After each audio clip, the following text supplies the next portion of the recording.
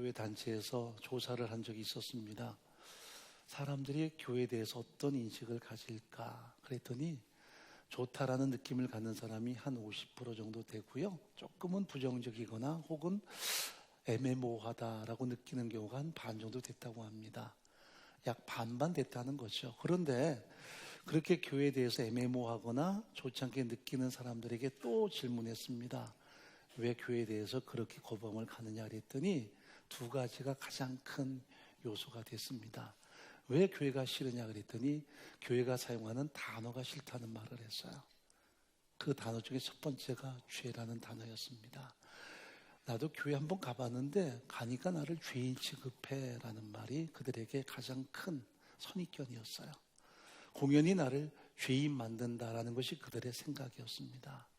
내가 무슨 죄가 많다고 나를 죄인으로 말하느냐, 도대체 내가 어떤 죄가 많길래 나를 죄인으로 그렇게 정죄하느냐 하는 것이 그들의 좀 불끈하는 마음이었습니다. 또 한 가지는 교회 가면 내 돈주머니 누린 것 같다라는 사람이 제법 있었어요. 교회 가면 괜히 돈 요구하고 그래서 내 주머니를 단단하게 묶지 않으면 안 될 것 같은 느낌들이 있다는 것이 그 다음에 순서였습니다. 그 이외에도 여러 가지 다양한 흔히 가십거리들이 있었고요. 그러므로 많은 분들이 교회에 대해서 선입견이 크게 두 가지가 있는 것을 봅니다. 가장 큰 선입견은 우리에게 죄인 취급한다는 그런 의미. 어쩌면 여러분의 마음에도 그런 약간의 부담감이나 거부감이 존재할 수 있겠죠. 그런데 이 죄라는 말이 사실 우리가 잘 몰라서 부담을 갖거나 거부감이 있거나 불뚝하지, 사실은 그 의미를 바로 안다면 저도 그렇고 여러분도 그렇고 결코 낯선 언어가 아니거든요. 제게 있어서 죄 혹은 죄인이란 말이 사실 너무 가슴 아픈 용어지만 제게 과거에 적합한 용어였고 지금도 여전히 우리 속에 있는 하나의 갈등, 요소들이 바로 죄라고 말할 수 있습니다. 그런데 이 죄라는 말의 사전적인 정의는 양심이나 도리에 벗어난 행위를 죄라고 이야기합니다. 이것은 그냥 사전적인 정의입니다. 그런데 우리가 알 것은 단순히 윤리 도덕의 문제만이 아니거든요. 윤리 도덕의 문제로 죄를 이야기하면 우리는 할 말이 참 많아요. 내가 당신보다 우월하다. 적어도 내가 당신보다는 낫지 않느냐. 저런 세상에서 말하는 죄인보다는 내가 낫다라는 생각을 많이 할 수 있는데 성경이 그렇게 서로 비교할 수 있는 이런 윤리 도덕의 문제를 죄라고 말하지 않거든요. 그것은 우리가 다 비슷비슷해요. 윤리 도덕의 문제는 조금 더 낫고 조금 더 부족할 뿐입니다. 그것이 세상에서 말하는 윤리 도덕의 문제입니다. 성경이 말씀하는 이 죄는 근본적인 문제를 가지고 이야기를 해요. 성경이 죄라고 말할 때는 반드시 떠나 있다라는 의미가 있습니다. 떠나 있다, 분리되었다, 거부한다라는 것을 성경은 죄라고 말합니다. 그러면 떠나 있다는 말이 무슨 말일까? 그것은 생명에서 떠나 있다. 그래서 괄호 열고 생명에서 떠나 있는 거예요. 또 한 가지는 하나님께로부터 떠나 있는 거예요. 그것을 성경은 죄라고 이야기합니다. 또 거부한다고 말할 때 절대적인 존재를 거부한다. 예를 들어서 나를 낳아주신 부모님이 계신데 그 부모를 거부해요. 내게 부모가 어디 있습니까? 이 말이 사실은 죄예요. 내게 무엇을 해주고 안 해주고를 떠나서 근본 없는 자식이 어디 있겠습니까? 다 태어났기 때문에 존재하는 거죠. 예전에 우리 교회 이제 그 젊은 동역자인데 저랑 함께 깊은 얘기를 나눈 적이 있습니다. 어릴 때 가정 안에 큰 문제가 있어서 자기를 두고 엄마 아빠가 갈라져 버렸어요. 그리고는 가족을 이루지 못했죠. 자기는 일찍이부터 조부모 손에서 키워졌습니다. 그러니까 가슴속에 응어리가 많은 거예요. 부모에 대한 반감이 많은 거예요. 조부모의 사랑을 받긴 했지만 마음속에 부모에 대한 반감이 있어서 내게는 부모님이 할머니, 할아버지다. 그래서 제가 좀 의아하게 생각했는데 그 짙은 얘기 들어보니까 이해가 가더라고요. 내게 부모는 의미가 없습니다. 나는 언젠가 그 부모를 만나면 그분들에게 한번 뭔가 내 마음의 속에 있는 깊은 얘기 해주고 싶습니다. 당신들은 부모가 아니라고. 참 마음이 막막했습니다. 그 상처, 그 아픔 충분히 이해하죠. 그래서 함께 대화하다가 근본 없는 자녀가 어떻게 있겠느냐. 물론 할머니, 할아버지가 널 키워준 건 참 귀하지만 그래도 크리스찬들은 나를 존재케 하신 부모에게 대한 소중한 마음은 가져야 된다. 많은 것을 못해줬고 많은 것을 베풀지는 못했어도 그 부모도 사실 상처가 많지 않겠냐. 괜히 그런 아픔과 가슴앓이 때문에 네 영혼이 유린나가지 않으면 좋겠다 했습니다. 그리고는 여러 번 기도를 부탁했어요. 거의 몇 달 지난 다음에 저한테 이 친구가 얘기하더라고요. 자기 마음에 자기 적어도 부모에 대한 반감은 사라진 것 같다고, 감사하기로 했다고. 생각해보니 문득 이런 느낌이 나더래요. 아카시아 향기를 자기가 참 좋아하는데 어느 날 그 향기를 맡는데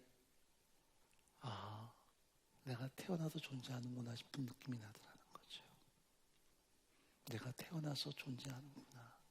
그때 갑자기 자기 생각 속에서 뭔가 쨍그랑가는 어림이 깨지는 느낌이 나더라는 거예요. 이걸 우리가 흔히 말하는 은혜라고 이야기합니다. 여러분, 본분을 부정하는 것, 근본을 부정하는 것을 성경은 죄라고 말합니다. 하나님이 내게 뭐 해준 거 있느냐? 내게 뭐 보태준 거 있느냐? 그게 근본을 부정하는 거예요. 성경은 분명히 말씀합니다. 하나님이 온 세상을 창조하셨다. 또 사람을 창조하셨다. 그 하나님이 나의 하나님이시다. 그런데 우리는 거부하거든요. 하나님 없이 살아도 된다고 거부합니다. 그리고 윤리도덕으로 살아요. 그리고 우리가 죄라고 말하면 불구나는 어떤 그 마음들이 존재합니다. 저도 과거에 그랬고요. 아니, 하나님이 뭐 나 도와준 게 있어? 하나님이 날 도와주면 내가 이렇게 육체에 병이 와서 고통을 당해야 되느냐? 내가 어릴 때부터 이렇게 고통을 많이 겪었는데 신이 내게 뭐 해준 거 있느냐? 라는 식으로 은근히 반감을 가졌거든요. 그게 죄예요. 떠나 있다, 거부한다. 근본적인 것입니다. 여러분, 물고기가 물에서 떠나 살 수 있나요? 못 살아요. 나무가 뿌리가 뽑혀 살 수 있습니까? 못 살아요. 근데 살 수 있다 그 말하는 그 자체가 죄예요. 불가능해요. 성경은 죄를 뭐라고 말씀하느냐 하면 떠나 있다, 분리되었다라는 말로 이 죄를 정의합니다. 윤리도덕의 문제는 다 거기서 조금의 차이가 있습니다만 다 비슷하죠. 위에서 내려다보면 땅에 있는 많은 사람이 다 똑같아 보이는 것처럼 인간의 모든 죄는 다 대동소이한 문제가 있습니다. 그러므로 하나님을 떠난 인간은 하나님이 아닌 다른 것으로 끊임없이 대체하려고 그렇죠. 자신의 뭔가 윤리도덕으로 막 채워서 내가 하나님 앞에 설 수 있다면 한번 계산해 보겠다. 나는 적어도 저 사람보다는 우월하다라는 식으로 우리가 흔히 자기를 생색낼 때가 참 많이 있습니다. 그러나 성경은 말씀하죠. 하나님 앞에 우리 모두는 다 죄인이라고요. 왜? 하나님을 거부했고 하나님을 떠나 있었기 때문입니다. 그런데 우리는 은근히 조금 더 나은 윤리도덕 가지고 자기를 위장할 때가 많습니다. 저런 흉악한 죄인과는 난 좀 달라. 그러나 절대적으로 보면 우리는 다 근본적인 죄인이라는 것을 성경 분명히 말씀하세요. 하나님을 거부합니다. 떠나 있습니다. 그게 죄의 진정한 의미라는 것을 성경은 말씀하는 거죠. 성경이 이렇게 말씀합니다. 한번 로마서 3장 23절인데 읽어볼까요? 모든 사람이 죄를 범하였음에 하나님의 영광이 이르지 못하더니. 이 죄는 윤리도덕이 아니라 근본적인 죄를 말합니다. 하나님 없어도 돼. 거부하고 철저하게 떠나 있는 이 모든 것이 우리가 하나님의 영광이 이르지 못하는 결국 영원한 심판에 이르는 첩경인 것을 성경은 분명히 교훈합니다. 자, 로마서 6장 23절입니다. 한번 읽어보죠. 죄의 삭은 사망이요 하나님의 은사는 그리스도 예수 우리 주 안에 있는 영생이니라. 죄의 삭은 뭐라고요? 사망입니다. 영원한 심판이 있습니다. 아니 지금 때가 어느 때인데 심판을 말해? 때가 어느 때인데 지옥을 말해? 그러나 지옥은 분명히 있고요. 심판도 분명히 있습니다. 사람이 한번 죽는 것은 정해진 것입니다. 저도 여러분도 다 죽어요. 그러나 죽는 것으로 끝난다면 인생은 대충 살아도 되겠지만 한 번 죽는 것으로 끝나지 않습니다. 영생이 있는가 하면 영원한 심판도 있습니다. 인생은 유한합니다. 언젠가 끝이 옵니다. 점점점 시간이 갈수록 끝은 가까워오는 것이 당연한 사실입니다. 우리는 하루하루 살지만 사실은 하루하루 죽음으로 향해서 나가는 것입니다. 언젠가 그 끝이 오겠죠. 그 끝이 육체의 죽음으로 끝나는 게 아닙니다. 영원한 심판이 있고 영원한 지옥도 있습니다. 성경은 말씀합니다. 이런 근본적인 죄로부터 우리가 구원 얻지 않으면 하나님의 영생에 참여하지 못하고 하나님의 생명에 이르지 못한다고요. 그래서 성경은 우리에게 구원을 이야기합니다. 우리는 구원 얻어야 합니다. 당신은 구원 받으셔야 합니다. 구원이 뭐냐? 제가 야학 다닐 때 그 미션 스쿨이었거든요. 낮에는 공순이들이 일하고 저녁에 이제 교회 사는 야학에 모여 예배 드리는데 항상 전도사님이 그러셨어요. 구원 받아야 된다 그러면 솔직히 제가 그랬습니다. 째째하다. 구원이 뭐냐? 이름만 보태면 10원인데 그렇게 생각했습니다. 이 구원은 건져낸다는 뜻이거든요. 건져낸다. 그 앞에 무엇으로부터 건져낸다는 뜻입니다. 죄로부터 건져낸다. 사망으로부터 건져낸다. 심판으로부터 건져낸다 하는 것이 구원입니다. 하나님이 공의로우시기에 우리를 그저 죄 없다 할 수 없습니다. 우리를 그저 영생 줄 수 없습니다. 그래서 그 모든 죄의 대가 지불을 하나님께서 행하신 것이 바로 예수님이었습니다. 그분이 아무런 죄 없는 참된 인간이자 참된 하나님으로 이 땅에 오셔서 당신의 무죄하신 생명을 대가 지불하셨습니다. 그래서 대가 지불하셨기에 우리가 그 예수를 믿음으로 말미암아 하나님 앞에 죄 없다 인정받는 것입니다. 나는 아무런 자격 없습니다. 나는 아무런 능력 없습니다. 그런데 예수를 통해서 하나님은 다 대가 지불했습니다. 죄의 삭신 사망을 죄인은 갚을 수 없으니까 아무 죄 없는 그 생명을 대신해서 생명으로 갚아버린 것입니다. 그래서 우리는 하나님의 그 구속을 힘입는 삶을 사는 것입니다. 그래서 구원은 건져내는 뜻이지만 조금 어려운 단어인데 구속이란 말을 또 쓰기도 해요. 대가 지불했다는 뜻입니다. 대가 지불했다. 여러분, 나를 하나님께서 당신의 자녀로 삼기 위해서, 내게 영생 주기 위해서, 하나님의 친자녀로 삼기 위해서 대가 지불하셨어요. 그게 바로 구속이란 말을 쓰는데 그 대가 지불이 예수님이었습니다. 우리의 생명의 대가 지불이 예수님의 십자가의 고난과 멸시천대와 죽으심을 통해서 모든 죄의 대가 지불을 해버렸어요. 그래서 우리는 하나님이 대가 지불했다는 것을 수용하는 사람들이에요. 유명한 로마의 철학자였던 푸블리우스 사이루스가 이런 말을 했습니다. 무엇이든지 그 대가를 지불하는 것만큼 그 가치가 형성된다. 대가 지불하면 그 가치가 형성이 돼요. 여러분, 부모에게 있어서 제일 귀중한 대상이 누굴까요? 근데 아내들에게 제가 질문하면 저는 남편이요라는 대답을 원하는데 남편이란 말은 거의 못 들어봤습니다. 자식이요 그래요. 그런데 그 소중한 자녀, 그 자녀가 왜 귀합니까? 부모는 완벽하진 않지만 그래도 어느 정도 대가 지불했거든요. 그 자식을 낳기 위해서 그저 생명을 내놓는 그런 현장까지 나갔습니다. 때로는 이 아비보다 엄마의 사랑이 더 짙다 싶은 이유가 뭐냐면 자기는 죽음 직전까지 가면서 그 아이를 낳았거든요. 그래서 짙은 거예요. 아무래도 부성애도 귀하지만 모성애가 더 짙지 않을까 싶습니다. 은근히 내가 몇 번 죽을 고비 넘겨서 이 아이를 낳았는데요. 그래요. 예전에 우리 교회 자매 한 분이 정말 어렵게 임신을 했습니다. 여러 번 실패한 끝에 임신을 했는데 나이도 좀 먹었고요. 그런데 이미 몸 안에 병이 있어서 이 아이를 낳기가 쉽지가 않았어요. 자궁이 약해서 그냥 금방 쏟을 것 같은 상황입니다. 그런데 그 아기를 낳겠다고 거의 9개월을 두문불출을 했어요. 일어나서 화장실 가는 것도 기어서 갈 만큼. 왜? 너무 약하니까 잘못하면 아이가 잘못되거든요. 누워서 지냈습니다. 그리고 그 아이를 낳았어요. 그 아이를 보니 참 마음이 찐하더라고요. 이 아이는 두 가지예요. 엄마가 생명 이상의 것을 대가 지불했고요.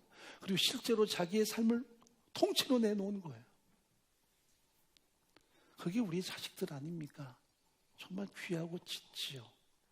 대가지불이 클수록 그 가치는 소중한 거예요. 하나님은 나를 위해서 대가지불하셨어요. 그것이 바로 당신의 독생자 예수님이라고 성경이 말씀합니다. 참된 하나님이시 참된 인간이신 그분이 오셔서 생명을 대신 내놓으시고 나를 자유케 하신 것을 성경은 십자가 사건이라고 이야기합니다. 제가 야학 다닐 때 그 공장 다니면서 처음 받은 월급으로 제가 책을 샀습니다. 공돌이 주제에 무슨 책을 읽느냐. 책을 읽고 싶었어요. 근데 책을 샀는데 제일 먼저 산 책이 세계 위인 전집이었습니다. 50권짜리 전집을 제가 아주 폼나게 샀어요. 그리고 제일 먼저 읽어본 책이 아이러니하게도 모르는 사람의 이름을 먼저 집었습니다. 보니까 무스타파 케말 파샤, 그리고 빈스만 고후, 이렇게 이제 표지에 써 있어서 모르는 분이잖아요. 윈스턴 처칠이나 에브라임 링컨이나 다 아는 사람이니까 한번 내가 모르는 것을 배우자 해가지고 그 첫 번째 책을 꺼냈습니다. 무스타파 케말 파샤는 뭐 아타투르크라고 터키의 국부죠. 지금은 터키를 뭐 우리가 잘 알기 때문에 이해가 되는데 그때는 무스타파 케말 파샤, 도무지 이름이 뭔지를 모르겠어서 읽었고요. 그 다음에 빈스만 고흐입니다. 그래서 누군가 했더니 아이고 화가더라고요. 그런데 그 아버지가 목사였고요. 이 사람은 선교사가 되기 위해서 신학 공부한 사람이고 탄광에서 광부들에게 복음 전하기 위해서 같이 일하다가 진폐에 걸립니다. 그래서 숨을 잘 쉬지 못하는 이 질병에 걸려요. 그래서 결국 탄광에서 쫓겨나가지고 자신의 유일한 자산인 그림을 그리기 위해서 파리의 몽마르트에서 다락방 얻어서 그림을 그립니다. 그런데 아무도 그 그림을 인정해 주지 않았습니다. 죽을 때까지 사실은 이 작품이 팔린 적이 없습니다. 근데 몇 개 작품이 팔린 이유는 자기 동생 태호가 형을 좀 뭔가 길을 살려주려고 다른 사람을 통해서 대신 구입한 거예요. 이 사람의 대표적인 작품이 해바라기인데요. 제가 읽었던 책에는 2도로 이렇게 찍혀서 너무 흐릿하게 보여서 잘 몰랐습니다. 그런데 그 애틋한 마음이 마음에 와닿더라고요. 제 인생도 만만치 않아서 막 시들어가는 해바라기, 살고 싶어하는 그 해바라기 어떤 끈끈한 생명력이 거기에 잘 투영되거든요. 그런데 제가 1992년도에 영국을 가게 된 적이 있습니다. 그때 성서실이 간답시고 한번 들르게 됐는데 영국의 내셔널 갤러리에서 이 그림을 보게 됩니다. 원본을 보게 돼요. 그냥 사진으로 볼 때는 밋밋했는데 원본은요 아주 생동감이 느껴집니다. 그래서 그 유화로 그렸기 때문에 막 꽃잎이 다 떨어지는데도 몇 개 남아서 살아가고 싶은 욕망이 막 드러나고요. 그런 느낌들이 마음에 와닿아요. 근데 이상하게 제가 보는 순간 눈물이 나더라고요. 왜 내가 눈물이 날까? 아마도 그 야학 다닐 때 처음 봤던 그 그림, 그리고 이 작가의 서러움의 어떤 그 마음이 느껴졌나 봐요. 그런데 그 내셔널 갤러리에 크게 포스터가 붙어 있었습니다. 이 내셔널 갤러리는 무료였는데 계속 무료로 운영하기 위해서는 작품을 하나 팔아야 된다는 거예요. 그 내용이 암스테르담에는 빌드만 고흐 뮤지엄에서 이 작품을 1000억에 사갔다고 제휴가 들어왔다고 포스터가 붙어 있어요. 그래서 시민들에게 찬반을 묻는 거였어요. 자, 고흐가 생전에는 그 작품이 한 점도 안 팔렸습니다. 근데 지금부터 벌써 20년도 훨씬 넘었는데 그때 얼마예요? 최소 1000억이에요. 이게 이 그림의 가치예요. 그만큼 대가를 준다니까요. 자기 때는 누구도 그림을 산 사람이 없어요. 뭐 그림이 이래 하고 사람들마다 아주 비판을 했어요. 근데 이 그림은 최소 1000억은 넘어요. 대가집을 하겠다는 사람이 있으니까 그렇게 가치가 형성이 돼요. 나는 어떤 가치일까요? 세상은 내 월급 봉투로 따지고 흔히 말하는 배움으로 따집니다. 환경으로 따지고 혹은 내가 타고 다니는 차로 따지고 그런 것으로 은근히 기죽고 기살고 하는데 하나님은 나를 예수의 가치로 보기 원하십니다. 당신의 독생자의 가치. 그래서 대가집을 하시는 거예요. 내가 예수 믿는다 할 때는 내가 그 가치를 수용하는 거예요. 내가 하나님의 자녀가 된다는 말은 하나님의 가치를 소유하는 거예요. 다른 모든 종교도 나름대로 좋은 가르침이 있지만 모두가 다 인간이 신을 찾아가는 거예요. 어떻게 하면 신을 기쁘게 할까? 거기에는 몸부림이 있고 거기에는 애씀도 있어요. 저희 어머니가 남해롱교를 열심히 믿으셨어요. 평생 불교 믿으시다가 마지막에 10년만 잘 믿으면 자식의 복을 받는다고 저희 이모님에게 전도 받으셔서 남묘호령객 믿으셨어요. 10년 만에 복 받는 게 아니라 참 많이 가정이 어려워졌어요. 새벽 4시마다 일어나셔서 머리 감고 그 추운 겨울에도 머리가 꽁꽁 어는데 머리 감고 그냥 동족을 향해서 박수 3번 치고, 이게 외색 종교니까, 일본 종교니까요, 1시간이고 2시간이고 그 연부를 외우셨어요. 정말 공을 많이 들이셨어요. 시선을 많이 들였어요. 소파일 되기 한 달 전부터 한 가마 살 갖다 놓고 그걸 전부 다 상에 엎어놓고 말이죠. 한 바가지씩 엎고 나서 뉘를 골라요. 투명한 쌀만 골라가지고 나중에 그 한 포대 머리에 메고 절에 가셨어요. 복 받겠다고 그 열심, 그 노력, 눈물겨웠어요. 무당을 찾아갈 때마다 정말 치성을 많이 드리고 굿도 해보고 신을 뭔가 움직이기 위해서 애를 많이 쓰셨어요. 그런데 제가 예수를 만난 다음에 정말 내가 어떤 가치인가, 거기 가보면 내가 가치가 없어요. 무당이 10% 눈을 띄고 우리 엄마한테도 왜 왔어? 이렇게 묻고, 그러면 훨씬 젊은 그 여자한테도 막 어머니가 빌고 말이죠. 그 반말 다 들어가면서 거대한 석상 앞에 가서 비는데 어머니가 너무 초라해 보였어요. 근데 성경은 말씀하세요. 하나님이 나를 사랑하셔서 독생자도 아끼지 않았다고요. 내가 그런 가치라고요. 내가 이런 가치라고요. 하나님의 가치. 이게 성경이 말씀하는 우리의 진정한 가치라고요. 그것을 수용하는 것을 성경은 구원 얻었다고 이야기해요. 세상은 돈의 가치로 따지고 세상의 높고 낮음으로 따지지만 하나님은 우리를 당신의 가치로, 존귀한 가치로 여기심을 성경 분명히 말씀하세요. 자, 로마서 3장 24절 다시 한번 읽어보죠. 그리스도 예수 안에는 구속으로 말미암아 하나님의 은혜로 값없이 의롭다함을 얻은 자 되었느니라. 구속이란 말은 대가를 했다는 뜻이죠. 그래서 우리가 그 가치가 형성된 거예요. 하나님의 가치. 이게 교회가 한 분 한 분을 바라보는 가치예요. 왜 그렇게 예수 믿으라고 성화를 댈까? 왜 그렇게 교회 나가자고 성화를 댈까? 그것은 당신에게 부여되는 그 가치 때문이에요. 하나님의 자녀의 가치, 존귀한 가치. 하나님이 너희는 다 내 것이라 말씀하세요. 내 것이란 말은 당신의 자녀라는 개념이에요. 정말 소중한 내 생명 이상의 개념이에요. 제 딸아이가 재수를 했거든요. 처음에는 막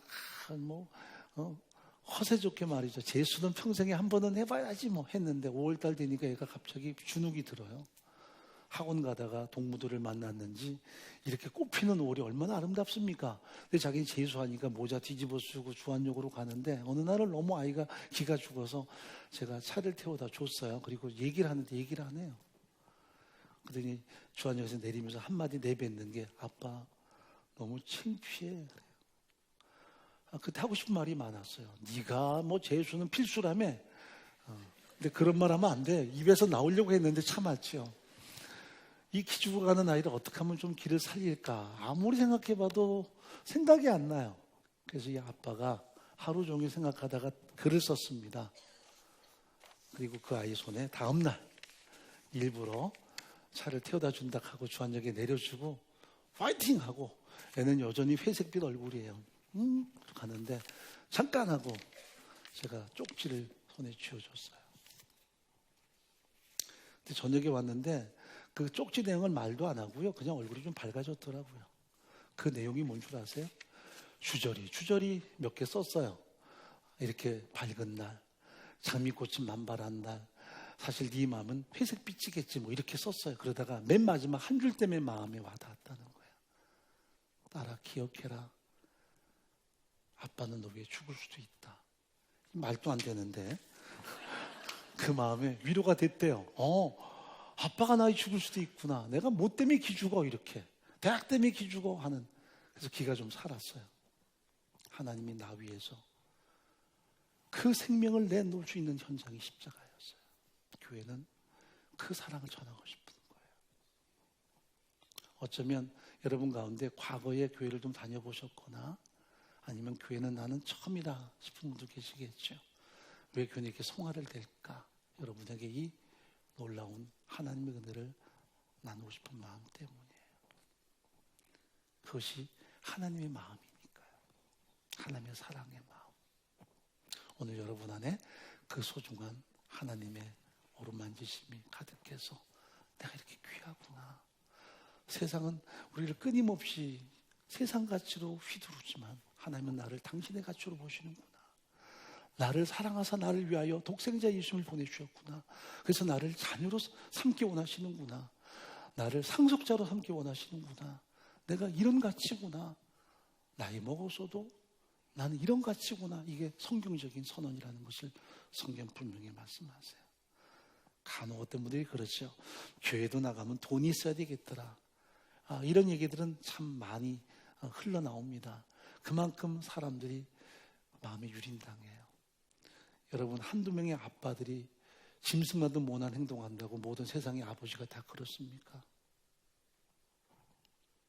좋은 것이 있기에, 그리고 정말 순전한 것이 있기에 그런 나쁜 것들이 가끔은 말도 안 되게 가슴에 아픔으로 와닿는 거죠. 왜 이단들이 판을 칠까? 정말 좋은 것이 있기에 자꾸 가짜들이 판을 치는 거죠. 여러분, 사고료가 뭐가 가짜가 있겠습니까? 사고료는 어차피 가짜도 상관없어요.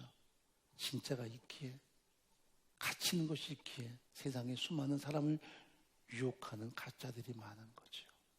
어떤 분들은 뭐 이상한 것들이 많은데 교회가 왜 이렇게 자기들만 잘났다고 할까? 진리, 변하지 않는 하나님의 약속이니까요. 하나님의 절대 가치니까요. 내가 이렇게 존귀하니까요. 하나님의 자녀니까요. 오늘 여러분 안에 그런 소중한 하나님의 사랑이 가슴 짙게 스며들기를 간절히 바랍니다. 기도하겠습니다.